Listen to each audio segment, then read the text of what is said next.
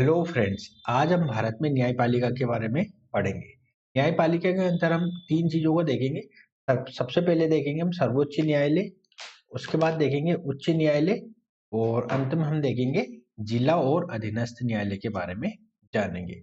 इसके अलावा हम न्यायपालिका से संबंधित विभिन्न चीजों को भी देखेंगे, जैसे न्यायिक सक्रियता क्या होती है, न्यायिक अति सक्रियता क्या होती है। ठीक है, न्याय से संबंधित विभिन्न पहलुओं के बारे में अध्ययन करेंगे। ठीक है, तो सर्वोच्च न्यायालय को देखते हैं। भारतीय संविधान का जो आर्टिकल 124 है वो एक सर्वोच्च न्यायालय के बारे में उपबंध करता है। और 124 सब क्लोज 1 में क्या लिखा है? भारत के सर्वोच्च न्यायालय में एक मुख्य न्यायाधीश और 7 अन्य न्यायाधीश होंगे, परंतु संसद विधि बनाकर न्यायाधीशों की संख्या तय कर सकती है। अर्थात कहने का तात्पर्य है कि जो प्रारंभ में भारतीय संविधान बना था, जब एक न्यायाधीश, एक मुख्य न्यायाधीश और 7 अन्य न्यायाधीश थे, अर्थात टोटल 8 न्यायाधीश थे। परंतु इनकी संख्या समय अनुसार बढ़ती रही है। जैसे जैसे जो केस है उनकी संख्या बढ़ती गई है, तो न्यायाधीशों की संख्या भी समय अनुसार बढ़ा दी गई है। वर्तमान में अगर हम देखें तो भारतीय मतलब सर्वोच्च न्यायालय में अधिकतम स्वीकृत जो पद है वो 34 है। इसके अंतर्गत एक, कहने का तात्पर्य, एक CGI chief justice of India और 33 इसमें जजेस है ना, 33 जजेस है। एक मुख्य न्यायाधीश और 33 अन्य न्यायाधीश भारतीय जो सर्वोच्च न्यायालय में अभी है। और इस संख्या में मुख्य न्यायाधीश भी शामिल है। अभी हाल ही में भारत के एक नए न्यायाधीश जो संजीव खन्ना है, इन्होंने मुख्य न्यायाधीश की शपथ ली है। अर्थात कहने का ये है कि अभी भारत के जो सर्वोच्च न्यायालय के मुख्य न्यायाधीश है वो संजीव खन्ना है। आर्टिकल 124 सब क्लोज 2 में ये लिखा हुआ है कि राष्ट्रपति सर्वोच्च न्यायालय के प्रत्येक न्यायाधीश की नियुक्ति के लिए सर्वोच्च न्यायालय या उच्च न्यायालय के ऐसे न्यायाधीशों से सलाह लेगा जिसे वो उचित समझे, और इसकी सलाह के अनुसार मुख्य न्यायाधीश की नियुक्ति करेगा। और अन्य न्यायाधीशों की नियुक्ति में मुख्य न्यायाधीश की जो सलाह है वो लेना अनिवार्य है। कहने का तात्पर्य ये है कि सर्वोच्च न्यायालय के अगर मुख्य न्यायाधीश की नियुक्ति करना है तो उसमें सर्वोच्च न्यायालय का जो वर्तमान मुख्य न्यायाधीश है उसकी सलाह लेना कंपलसरी है। और अगर अन्य न्यायाधीशों की नियुक्ति करना है, सॉरी, मैं कहना चाह रहा हूँ कि सर्वोच्च न्यायालय का जो मुख्य न्यायाधीश है उसमें वर्तमान जो न्यायाधीश है उसकी सलाह लेना चाहिए। और अन्य न्यायाधीशों की अगर नियुक्ति करना है सर्वोच्च न्यायालय में तो मुख्य न्यायाधीश की सलाह लेना अनिवार्य होगा, है ना। मुख्य न्यायाधीश की सलाह लेना अनिवार्य होगा। अब न्यायाधीशों की नियुक्ति से संबंधित बहुत सारे विवाद है, तो हम उनको देख लेते हैं। भारत में न्यायाधीशों की नियुक्ति का मुद्दा लंबे समय से विवाद का विषय रहा है। ये विवाद मुख्यतः कार्यपालिका, है ना, और न्यायपालिका के बीच अधिकारों के विभाजन और नियुक्ति प्रक्रिया पर आधारित है। न्यायाधीशों की नियुक्ति के मामले में 3 प्रमुख मुद्दे सामने आते हैं। कौन कौन से 3 प्रमुख मुद्दे आते हैं? सबसे पहले आता है कोलेजियम प्रणाली। भारत में उच्चतम न्यायालय और उच्च न्यायालय में न्यायाधीशों की नियुक्ति के लिए कोलेजियम प्रणाली का पालन किया जाता है। इस प्रणाली के तहत मुख्य न्यायाधीश और वरिष्ठ न्यायाधीश मिलकर न्यायाधीशों के नाम की सिफारिश करते हैं। इस प्रणाली में कार्यपालिका की भूमिका सीमित होती है, जिसके कारण ये विवाद का विषय बनती है ना। सरकार का कहना है कि इस प्रणाली में पारदर्शिता और जवाबदेही का अभाव है। नेक्स्ट आता है NJAC, national judiciary appointment committee. ये कब बनी थी? ये 99वां संविधान संशोधन के द्वारा बनाया गया था। इसको 2014 में सरकार ने राष्ट्रीय न्यायिक नियुक्ति आयोग अधिनियम लाया, जिसके तहत न्यायाधीशों की नियुक्ति में कार्यपालिका की भूमिका बढ़ाने का प्रयास किया गया। लेकिन 2015 में सर्वोच्च न्यायालय ने इस अधिनियम को असंवैधानिक करार देते हुए खारिज कर दिया। अदालत का मानना था कि एनजेएसी न्यायपालिका की स्वतंत्रता पर खतरा है। नेक्स्ट आता है पारदर्शिता और जवाबदेहिता का मुद्दा। कॉलेजियम प्रणाली की आलोचना इस आधार पर होती है कि इसमें नियुक्ति की प्रक्रिया में पारदर्शिता और जवाबदेहिता का अभाव है। न्यायपालिका को स्वतंत्र रखने की दृष्टि से ये प्रणाली महत्वपूर्ण मानी जाती है, परंतु सरकार का मत है कि जनता के प्रति जवाबदेही और पारदर्शिता आवश्यक है। समाधान और सुझाव क्या हो सकते हैं? कुछ विशेषज्ञ ये सुझाव देते हैं कि न्यायपालिका और कार्यपालिका के बीच संतुलन बनाए रखने के लिए नियुक्ति प्रक्रिया में कुछ संशोधन किए जा सकते हैं। एक पारदर्शी और संतुलित प्रणाली में स्थापित करने के लिए सरकार और न्यायपालिका के बीच सहयोग की आवश्यकता है, ताकि न्यायपालिका की स्वतंत्रता भी बनी रहे और पारदर्शिता भी सुनिश्चित हो। इस प्रकार न्यायाधीशों की नियुक्ति का विवाद न्यायपालिका की स्वतंत्रता और कार्यपालिका की जवाबदेहिता के बीच संतुलन बनाए रखने की एक जटिल चुनौती बना हुआ है। हम ये देखते हैं कि वर्तमान में जो नियुक्तियां होती है वो कोलेजियम प्रणाली के तहत होती है। किसके तहत होती है? कोलेजियम प्रणाली के तहत नियुक्तियां। अब न्यायाधीशों की नियुक्ति के संबंध में एक जजेस केसेस भी आते हैं, जिसमें प्रथम जजेस केसेस, द्वितीय जजेस केसेस, तृतीय जजेस केस के नाम से वो जाना जाता है। इसको हम देख लेते हैं। भारत में न्यायपालिका की स्वतंत्रता को बनाए रखने और न्यायाधीशों की नियुक्ति प्रक्रिया पर स्पष्टता लाने के लिए 3 ऐतिहासिक मामले, जिन्हें प्रथम, द्वितीय और तृतीय जजेस केस के नाम से जाना जाता है, महत्वपूर्ण भूमिका निभाते हैं। इन मामलों के निर्णयों ने न्यायाधीशों की नियुक्ति और स्थानांतरण में कॉलेजियम प्रणाली को स्थापित किया और उसके अधिकार क्षेत्र को स्पष्ट किया।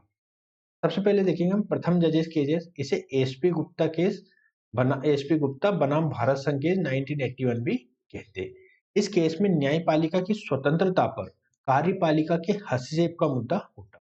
प्रथम जजेस केस में सर्वोच्च न्यायालय ने फैसला दिया कि न्यायाधीशों की नियुक्ति में राष्ट्रपति, है ना, की सलाह को सर्वोच्च न्यायालय द्वारा दी जानी चाहिए। इसमें परामर्श का अर्थ केवल सुझाव माना गया और कार्यपालिका का हाथ मजबूत किया। कहने का तात्पर्य ये, इसमें जो कार्यपालिका है उसकी सर्वोच्चता स्थापित की गई और बोला कि जो सर्वोच्च न्यायालय का मुख्य न्यायाधीश जो सलाह देता है वो कोई बाध्यकारी नहीं है, सिर्फ इसको परामर्श के रूप में लेना चाहिए। जो कार्यपालिका करेगी वही मान्य होना चाहिए।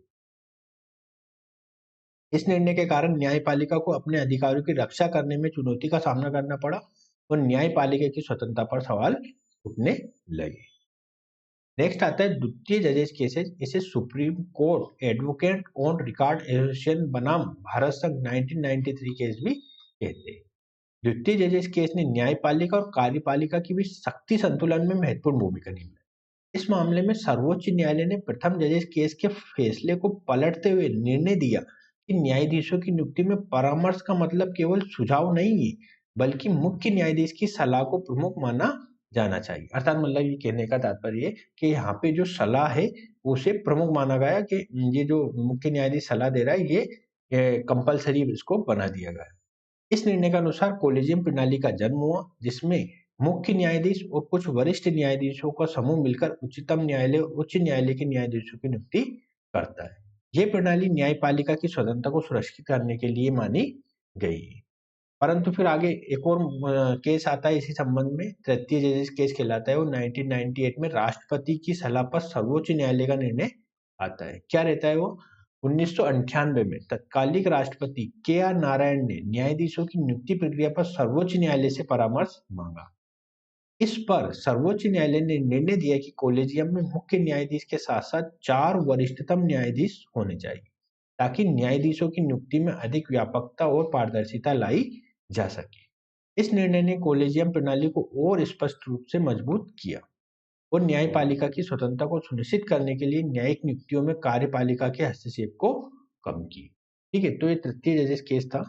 इसका निष्कर्ष हम क्या लिख सकते हैं? इन 3 जजेस मामले ने भारतीय न्यायपालिका में कॉलेजियम प्रणाली की स्थापना की और न्यायाधीशों की नियुक्ति स्थानांतरण में न्यायपालिका की स्वतंत्रता को बढ़ावा दिया। हालांकि कॉलेजियम प्रणाली में पारदर्शिता की कमी के आरोप कार्यपालिका के साथ तालमेल के मुद्दे उठते रहे हैं। तो ये काफी चैलेंजिंग मुद्दा रहता है, क्या? कॉलेजियम, है ना, कॉलेजियम। कुछ बातें हम और जान लेते हैं कॉलेजियम के बारे में। कॉलेजियम के तहत क्या होता है कि जो मुख्य न्यायाधीश और 4 जजों की बेंच जो रहती है वो ही जो उच्चतम न्यायालय और उच्च न्यायालय में जो न्यायाधीश नियुक्त होती है उनकी सिफारिश करती है। और ये सिफारिश क्या होती है? कंपलसरी होती है सरकार के लिए। तो यहाँ पे एक मुद्दा ये बनता है कि विश्व में ऐसा कहीं भी नहीं होता है कि न्यायपालिका खुद ही अपने लोगों का सिलेक्शन करे, अर्थात न्यायपालिका ही न्यायाधीशों की नियुक्ति का प्रमुख भूमिका निभाए, ऐसा कहीं नहीं है। तो एक ये भारत में एक ये ड्रॉबैक है। ठीक है। दूसरा अगर हम देखें तो कॉलेजियम प्रणाली में कभी-कभी भ्रष्टाचार या भाई भतीजावाद की आलोचना, भाई भतीजावाद देखा जाता है ना? भाई भतीजावाद को लेकर इस पर मुद्दे उठते रहते हैं। तो इसका समाधान किया जाना चाहिए। और जो जजों की नियुक्ति है, इसमें भेदभाव के भी आरोप लगे हैं, है ना? भेदभाव के भी आरोप लगे, जैसे वरिष्ठता के सिद्धांत का उल्लंघन, या ऐसे जजों की नियुक्ति जो विवादास्पद रहते हैं, तो उनका भी एक चैलेंजिंग मुद्दा रहता है। तो अब इसमें में हम और सुधार कैसे कर सकते हैं? एक सेकेंड, ना? ठीक है होगा। इसमें और सुधार सुधार कैसे कर सकते हैं? एक मिनट, इसमें और सुधार कहीं पे भी लिख लेते हैं। सुधार कैसे कर सकते हैं कि सबसे पहले तो हमें जो हमारी प्रणाली है, नोटेशन, ना, जो हमारी प्रणाली है उसमें सुधार करना होगा। अर्थात कहने का तात्पर्य ये है कि जो जजों की नियुक्ति है उसको पारदर्शी बनाया जाना चाहिए, और जज के जो फैसले दिए जाते हैं, जज के द्वारा जो फैसले सुनाए जाते हैं, उनकी जो गुणवत्ता कैसी है उसको ध्यान रखना चाहिए। जो गुणवत्ता दे रहा है ना, जजेस जो गुणवत्ता दे रहा है, वो कौन-कौन से अहम मुद्दों पर उसने अपने निर्णय दिए और किस तरह से उसका व्यवहार रहा है, और क्या उसकी प्रासंगिकता रही है ना, जज की प्रासंगिकता क्या रही है, उस चीजों को भी देखा जाना चाहिए। ठीक है, तो जज का जो आगे को प्रमोट करना है या मुख्य न्यायाधीश बनाना है या न्यायाधीश बनाने के लिए भी हमको जो संविधान में वर्णित है उसके अलावा कुछ महत्वपूर्ण बिंदुओं को भी ध्यान में रखने की आवश्यकता है, तभी जाकर भारत में न्यायपालिका, कार्यपालिका और विधायिका के मध्य स्पष्ट शक्ति का पृथक्करण स्थापित होगा।